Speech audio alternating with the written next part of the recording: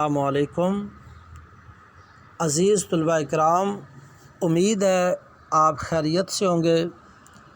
سابقہ سبق ہمارا موضوعاتی مطالعہ کے بارے میں تھا، جس میں اللہ تعالیٰ اور اس کے رسول صلی اللہ علیہ وآلہ وسلم کی محبت و اطاعت مکمل کرنے کے بعد آج سے ہمارا اگلا منتھلی سلیبس شروع ہو رہا ہے۔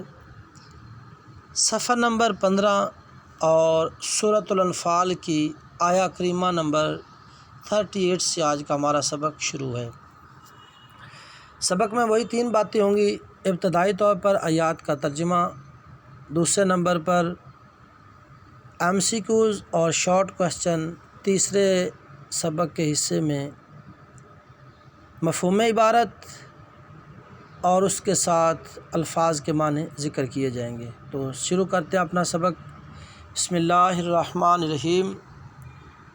قل للذین کفروا، اے پیغمبر کفار سے کہہ دو، ان ینتہوا یغفر لہم،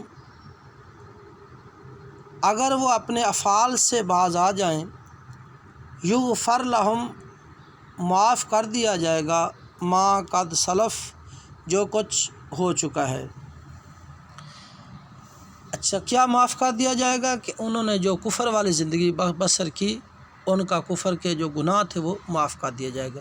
اور یہاں جو برے اعمال جن سے باز آنے کا ذکر ہے، وہاں سے مراد یہی ہے کہ اپنے کفر سے باز آ جائیں۔ اب ترجمہ بن جائے گا یوں اس حوالے سے، آپ کافروں سے کہہ دیں، ان ینتہوا، کہ اگر وہ اپنے کفر سے باز آ جائیں، یغفر لہم ما قد سلف، جو کچھ ہو چکا ہے، یعنی دور جاہلیت میں انہیں معاف کر دیا جائے گا۔ وَإِن يَعُودُوا، پھر اگر وہ لوٹ جائیں، یعنی کفر کی طرف دوبارہ لوٹ جائیں، فقد، تحقیق، سنت الاولین، تو جو طریقہ، جو معاملات اگلے لوگوں کے بارے میں تھے وہی ان کے ساتھ کیے جائیں گے، یعنی پہلوں کا طریقہ گزر چکا ہے۔ یعنی جو لوگ ایمان لاتے، ایمان کے بعد کفر کی طرف لوٹ آتے، تو پھر اللہ تعالیٰ کے عذاب کا شکار ہو جاتے۔ وَقَاتِلُوهُمْ، اور ان سے لڑتے رہو، حَتَّى لَا تَكُونَ فِتْنَةٌ، یہاں تک کہ کوئی فتنہ، کفر کا فساد باقی نہ رہے۔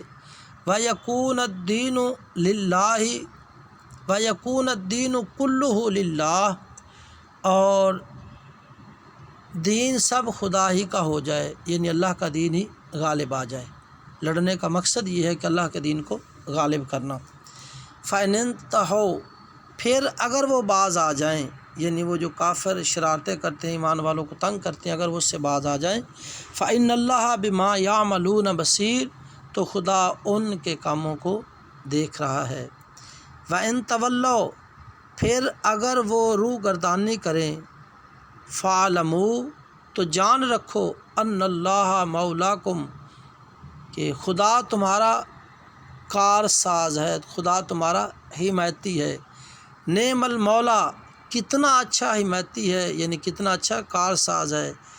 وَنِعْمَ النَّصِيرُ، اور کتنا اچھا مددگار ہے۔ تو یہاں تک تو ہمارا سبق کے آیات کا ترجمہ ہوا۔ اس کے بعد ہم سبق کے دوسرے حصے کی طرف آتے ہیں، جس میں ہم نے MCQs اور شارٹ کوسچن کی بات کریں گے۔ کفار کو کس چیز سے باز آنے کا حکم دیا گیا ہے؟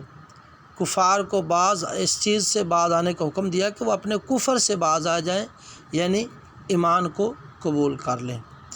اچھا، دوسرا ہمارا سوال شارٹ کوسچن MCQs یہ بھی بن جائے گا کہ کفار سے کب تک لڑنے کی اجازت ہے، یا کفار سے کب تک جہاد کرنے کا حکم ہے؟ دونوں سوالوں کا جواب ہوگا، کفار سے اس وقت لڑنے کی اجازت ہے جب تک کفر کا فساد باقی ہے۔ ایک جو یعنی یہ جواب بھی ہو جائے گا، اور یہ بھی ہو سکتا ہے کہ کفار سے اس وقت تک لڑنے کی اجازت ہے جب تک اللہ کا دین غالب نہ ہو جائے۔ اسی طرح سب سے اچھا حمایتی کون ہے؟ تو اس کا جواب ہوگا، سب سے اچھا حمایتی، سب سے اچھا کارساز وہ اللہ رب ذوالجلال کی ذات ہے۔ تو یہ ہمارا دو سبق کے 2 حصے مکمل ہوئے۔ اب ہم چلتے ہیں سبق کے تیسرے حصے کی طرف۔ یہ اگلے پیج پر ہے، اس میں السؤال الثالث، تیسرا سوال، مندرجہ ذیل عبارت کا مفہوم بیان کیجیے۔